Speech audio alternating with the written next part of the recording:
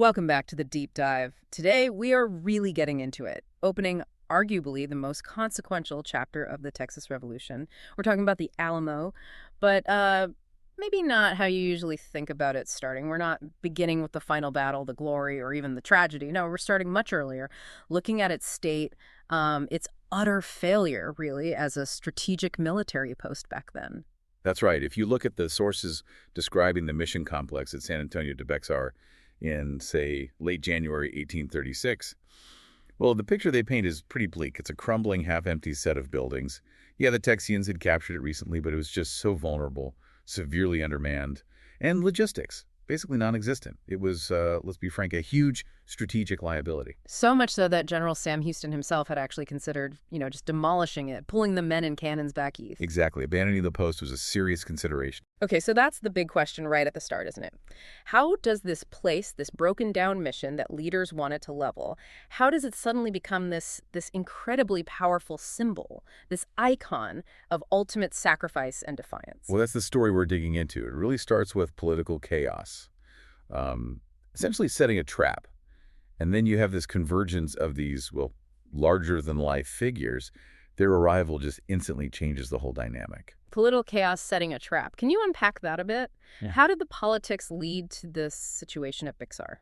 Yeah, absolutely. What's really crucial here for you, the listener, to understand is that the Alamo's vulnerability, its weakness, it wasn't just bad luck. It was a direct result of political paralysis. The trap was kind of sprung internally, you could say, by the feuding that was absolutely plaguing the provisional government. You had Governor Henry Smith, who was very insistent on immediate independence. Right, the hardliner. And he was constantly battling the General Council. And the council, well, they were often doing their own thing, commissioning rival officers, approving spending that Smith was dead set against. It was a mess. And this infighting had real military consequences. Oh, absolutely. Directly. It led straight to fragmented military strategy. While Bexar, the main gateway to Texas from Mexico, was basically collapsing from neglect. All the attention, the resources, the manpower, it was being siphoned off, drained away by what the sources actually call the Matamoros fever expedition. Matamoros. Okay, explain that, because it seems so counterintuitive. Why focus on Matamoros, a town way down south on the coast, when you know Santa Ana is likely coming through Bexar? Well, it's about perceived opportunity. Yeah. Matamoros offered this promise of, quick glory, plunder, an easy win maybe. That really appealed to some of the more ambitious volunteers, and frankly, to council members who wanted to make a name for themselves, prove they could act independently of Governor Smith and General Houston. So they were chasing a politically convenient victory instead of focusing on the actual strategic threat. Precisely. The council actively encouraged men, ambitious men, to leave Bexar and head south for Matamoros. They saw it as this chance for a popular win that could maybe secure the border down there. Yeah. They were basically ignoring the immediate existential danger right in front of them at Bexar. And while they're caught up in this Matamoros fever, the real danger is closing in fast. Faster than anyone seemed to realize. We know Stephen F. Austin himself had written back in late 1835, warning everyone. He said Santa Ana was marching rapidly with a large force from San Luis Potosi. And he told them specifically to look well to the month of March and be ready. Be ready in March. But they weren't ready. The political leadership was too busy fighting itself over Matamoros to really heed that warning. Exactly. And the human cost of this disorganization, this neglect at Bexar, it was immense. The garrison was already tiny, and the few men left were just demoralized. They were freezing. They were starving. We have these really poignant complaints from Lieutenant Colonel J.C. Neal, who was the commander there initially. He rose straight to Governor Smith, laying it all out. He said his men cannot nor will not stand this state of things much longer. Just couldn't take it anymore. Wow. And he mentioned the supply situation, too. Oh, yeah. He really emphasized the financial collapse. He stated the men could not be fed and clothed on paper pledges. Paper pledges, that tells you everything. Weeks before the siege even starts, the entire operation at Bexar is running on IOU notes and just sheer willpower, nothing else. So the foundation for the Alamo stand isn't really heroism initially. It's desperation. It's neglect. It's fueled by political infighting and financial collapse. That's the stark reality of the situation in late January, early February 1836. It's the backdrop for everything that follows. Okay, let's dig into this precarious situation then. The post is collapsing, the men feel abandoned, the government's in chaos. But history, as you said, kind of abhors a vacuum. And this is where these key figures start to appear. It almost feels like fate drawing them into this, well, into this trap that's been set. It does have that feel. Mm-hmm. And the first sort of necessary change happens with the command structure itself.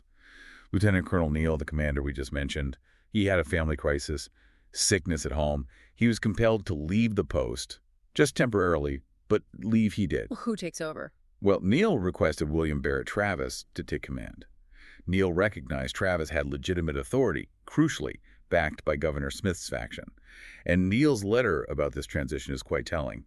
He assures Travis that the men, to a man, recognize you as their legitimate head. Okay, so at least there's some local authority established under Travis, despite the wider political chaos. Yes, locally, things seem to stabilize momentarily under Travis.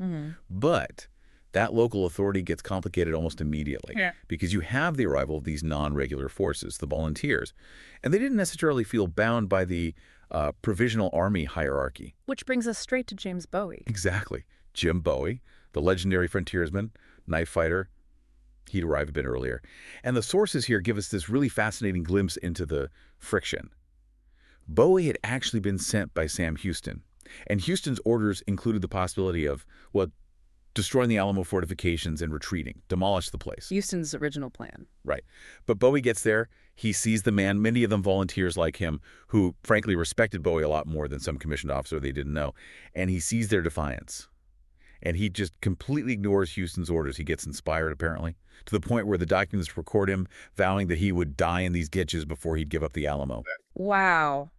That's pure frontier stubbornness, just steamrolling military strategy, isn't it? Houston sees a death trap, a liability. Bowie sees a place to make a stand. Pretty much. But as you can imagine, this created an immediate internal conflict. You've got Travis, the commissioned officer, backed by the governor, and you've got Bowie, the charismatic leader of the volunteers, who's actually in charge. How did they resolve that? Well, initially there was definitely tension, but they managed to hammer out this kind of uneasy joint command, a compromise. Travis would oversee the regular Army soldiers and the artillery, while Bowie would command the volunteers. It was a practical solution born out of necessity. Makes sense. But that didn't last long, did it? No, it didn't. Even that compromise was ultimately and tragically simplified. Bowie, who was this really formidable physical presence, fell gravely ill, very suddenly. The sources suggest maybe typhoid, maybe pneumonia, possibly advanced tuberculosis. We don't know for sure. But whatever it was, it hit him hard and fast. His illness basically removed him from active command right when things were about to get critical, leaving Travis in sole and rather desperate control. Okay, so Travis is consolidating command just as things are heating up. And then the international celebrity arrives, David Crockett.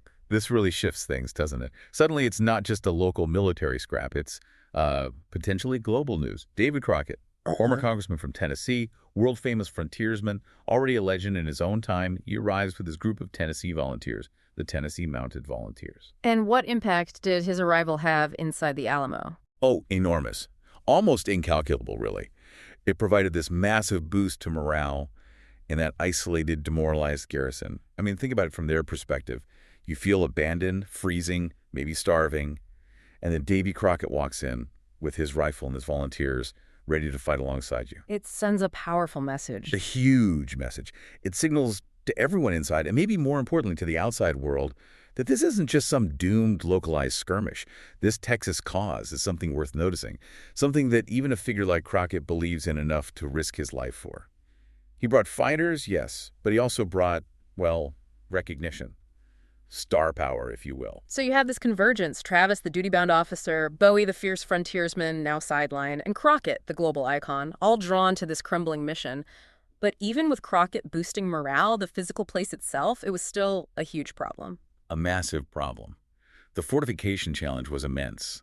The Alamo wasn't designed as a fort, remember? It was a Spanish mission complex, sprawling. Its perimeter was huge, nearly a quarter-mile long, maybe more, depending on how you measure the outer works. And the walls, in many places, were low, incomplete. They were trying to fix it up, though, right? Oh, frantically. Neal had done what he could before he left. But the sources show they were scrambling, literally right up to the last minute, just before the siege began, trying to reinforce walls, build palisades, fill in gaps. You have this notorious gap between the south wall of the main plaza and the chapel, the iconic church building. They were desperately trying to close that off. And they had cannons, but you mentioned those weren't as effective as hoped. Right, they had a decent number of cannons, something like 21 pieces salvaged from the capture of Bixar or brought in. Sounds impressive. But the layout of the mission complex itself really limited their effectiveness. The walls weren't ideal gun platforms, and the sources specifically note that the cannons had a limited range, and more pointedly, that the Mexican army, when they approached, seemed in a measure to have avoided the cannon fire. Suggesting Santa Anna knew the weaknesses. Exactly. It strongly suggested Santa Anna had excellent intelligence. We know his aide, Colonel Juan Almonte, had been in Texas earlier, essentially on a spying mission. Almonte's reports likely confirmed the Alamo's vulnerabilities, where the defenses were weakest, maybe even the limited arcs of fire for the cannons. Santa Anna probably knew exactly where to place his troops to minimize the impact of the Texian artillery. So let's recap the situation just before the storm breaks. You've got maybe 180, 188 men tops. A crumbling, poorly designed fort with flawed defenses, limited supplies, a command structure only recently unified under Travis because Bowie is sick. And they know an enemy is coming, but they have fatally underestimated when and how that enemy will arrive. That's the perfect tense setup. They're waiting for a storm they think is weeks away, unaware the hurricane is already on their doorstep. Yeah, that underestimation seems key. What was the thinking? Why did they expect Santa Anna later, like in March? Well, it was based on a few things. Past campaign experience, for one, and just the practicalities of moving a large army. Austin's warning mentioned March. Winter travel was harder. Logistics were tougher. Rivers might be swollen.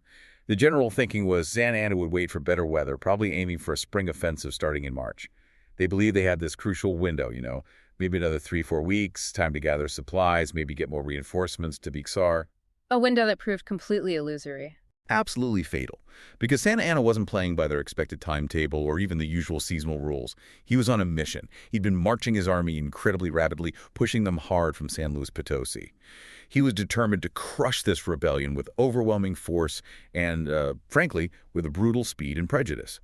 He pushed his men through rugged terrain, through cold weather snaps, all to achieve shock and surprise. And achieve it he did. So when did the first sign appear? The sources pinpoint the shock quite precisely. Santa Anna, riding ahead of his main infantry columns, had his vanguard approach the outskirts of San Antonio on February 21st, 1836. This vanguard included experienced cavalry, the Dolores Dragoon Regiment, and maybe 1 or 2 infantry battalions, already a significant force. February 21st, that's almost 2 weeks earlier than even the most generous timeline the Texians might have hoped for. Exactly. Imagine the scene developing over the next day or so, culminating on February 23rd, that Tuesday morning. The defenders inside the Alamo, maybe some townspeople too, look out towards the west. And suddenly, there they are. Not just scouts, but the vanguard of Santa Anna's main army. Deploying. Forming up.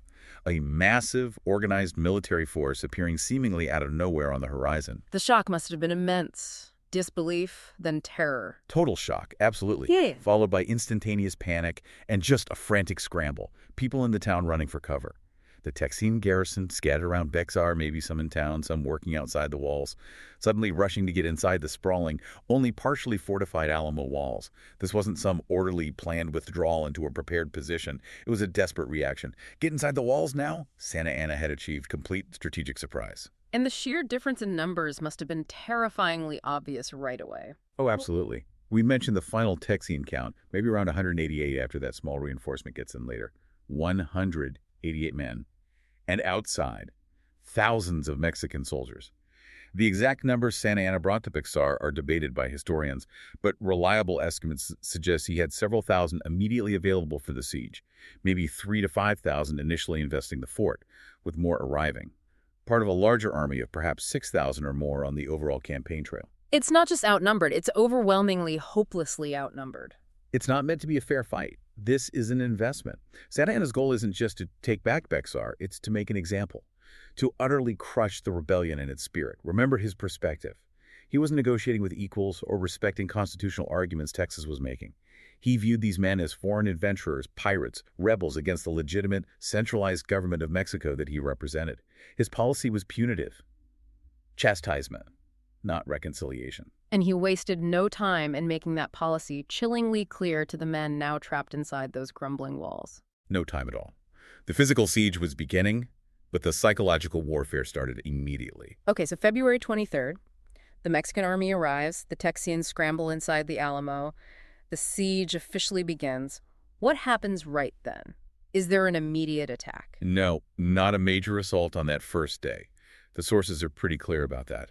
What Santa Anna focused on immediately was the investment of the place, methodically surrounding it, cutting off escape routes, setting up artillery positions. But before launching a major attack, he sent a message. Not with words, but with a symbol. The flag. The flag. He ordered a single, plain, blood-red flag to be hoisted up high. Sources say it was raised over the bell tower of the San Fernando Church, right in the main plaza of San Antonio, clearly visible from the Alamo walls. And everyone knew what that meant. Instantly. There was no ambiguity. In the military language of the time, a red flag meant one thing: no quarter. Duguelo. Explain the full weight of that. What did no quarter signal to Travis, Crockett, Bowie lying sick inside, and all the other defenders? It signaled utter finality. It meant there would be no surrender accepted, no prisoners taken, no mercy shown. If the defenders were captured or tried to surrender, they would be executed on the spot. Santa Anna was explicitly telling them, "You are outside the protections of conventional warfare. I consider you pirates, criminals, traitors. Your fate, if you resist, is death." And this wasn't just rhetoric, right? You mentioned earlier precedents. They would have known this threat was real. Absolutely real. They knew the history, especially the older Tejanos among them, perhaps. The brutal aftermath of the Battle of Medina back in 1813, where General Arredondo executed hundreds of captured Republican rebels, that memory lingered. They knew Santa Anna himself had served under Arredondo back then. They knew this policy of extermination wasn't an empty threat. It was a known, brutal tool of control in the region. So Santa Anna is essentially forcing their hand. He takes away any rational option of surrender. Exactly. It's a fascinating piece of psychological warfare, in a grim way. By signaling no quarter, he removed the possibility of a negotiated end. He locked them into a position where their only choices were to somehow win, which seemed impossible, or to fight and die. Ironically, by promising death upon surrender, he probably stiffened their resolve to fight to the very end. What did they have to lose? And how did the Texians respond to that red flag? Defiantly. Sources record that almost immediately after the red flag went up, the Texians fired a cannon shot from the Alamo walls. A single shot of defiance. That was their answer. No surrender. The first shots of the siege were exchanged. The lines were drawn, not just physically, but ideologically. It was kill or be killed. They're trapped, facing impossible odds, promised death, but still able to communicate somehow. Yes, at least initially. In those first hours and days, the Mexican lines, while closing in, weren't absolutely airtight. It was a big perimeter to seal instantly, with thousands of men still arriving and getting into position. This brief window was absolutely vital, because while their food and water inside were limited, Travis mentions in a dispatch getting 20 or 30 head of beeves inside just before the siege lockdown. Their real lifeline wasn't food, it was information. It depended on couriers. Brave men willing to slip through the closing enemy lines. Incredibly brave men, because getting caught meant certain death. But the fact that couriers could still get out in those first couple of days allowed William B. Travis to do something extraordinary, to send out a message that would echo far beyond Texas. Right. This brings us to the letter. The situation is about as dire as it can possibly get. Surrounded, outnumbered, the red flag flying, Bowie out of commission. Hopeless, really, from a purely military standpoint. And it's in this moment, February 24th, the day after the siege truly begins, that William Barrett Travis, now in sole command, sits down and writes what becomes one of the most famous documents in American history. Not just a military report, but something much bigger. The address alone tells you that. To the people of Texas and all Americans in the world. That address is everything. It signals the entire strategy behind the letter. It's a masterful piece of communication, frankly. It had this dual purpose, absolutely critical. First, yes, it was a desperate, practical plea. He needed help. He needed reinforcements, men, ammunition now from the scattered settlements and nascent government of Texas. Get help fast. Get help fast. But the second purpose, addressing all Americans in the world, that was the geopolitical masterstroke. It was an appeal directly to the United States, to potential volunteers, to sympathizers, to anyone who believed in liberty. And perfect timing, too, considering people like Austin and Archer were already in the U.S. trying to drum up support. Exactly. Travis's letter wasn't written in a vacuum. He knew those commissioners were out there. This letter gave them the ultimate tool. It wasn't abstract political arguments anymore. It was visceral proof. Look, heroes, ready to die for freedom against tyranny. It perfectly framed the Texas cause as an epic struggle, aligning it with the American Revolution's own narrative. And the language? It's just unforgettable. Absolutely unforgettable. He makes that incredibly powerful, uncompromising commitment. I shall never surrender or retreat. He's drawing a line in the sand, publicly, for himself and every man in there. No backing down. And then the closing line, the phrase that defines it all. Victory or death. Hmm. Just 3 words. But they transformed everything. The Alamo wasn't just a doomed fort anymore. It became a symbol, a crucible. Travis turned a military disaster in the making into a powerful statement of defiance. Whether they lived or died, that letter ensured their stand would become legendary, a rallying cry. And it wasn't just rhetoric, it actually worked on a practical level, didn't it? Reinforcements did try to answer the call. Yes, they did. Which proves the letter got out and had an immediate impact. The most famous example, of course, is the group from Gonzales. About 32 men, known as the Gonzales Ranging Company of Mounted Volunteers, led by George Kimball. They heard Travis's plea, possibly carried by the courier Albert Martin, who got through. And these 32 men rode hard for Bexar and managed to slip through the Mexican lines under the cover of darkness on March 1st, a few days after the letter was written. 32 men joining the doomed garrison. It's incredibly brave, but also highlights the desperation. That was the only significant reinforcement they received. It is. It proves 2 things. 1, the couriers were succeeding. The message was getting out and inspiring incredible bravery. And 2, the siege lines were becoming incredibly tight. Getting in or out was becoming nearly impossible. The fate of the men inside the Alamo now rested almost entirely on those couriers, on the speed of the outside world's response, and frankly, on Santa Anna's patience. They had chosen their path, victory or death. #, conclusion. So as we wrap up this first part of the Alamo story, the stage is completely set. You have, maybe 188 defenders, give or take, trapped inside the Alamo's crumbling walls. They are surrounded by thousands of Mexican soldiers under Santa Anna, who has explicitly promised them no mercy. The blood-red flag is flying. They've rejected surrender with that defiant cannon shot. The siege is underway. And their only thin thread of hope hangs on those incredibly brave couriers carrying Travis's fiery plea for help eastward. It's really something. That letter Travis wrote, it did more than just ask for help. It was this incredible act of communication under extreme duress that just fundamentally shifted the narrative, the political calculus of the whole revolution. So for you, the learner, maybe think about this. We often focus on battles, on armies, on who wins the military victory. But how often does a single act of communication, a declaration of defiance from a seemingly hopeless position, manage to change the course of events? How does turning a military liability into a symbol of martyrdom shape conflict, regardless of the immediate outcome on the ground? It's a powerful dynamic. It really is.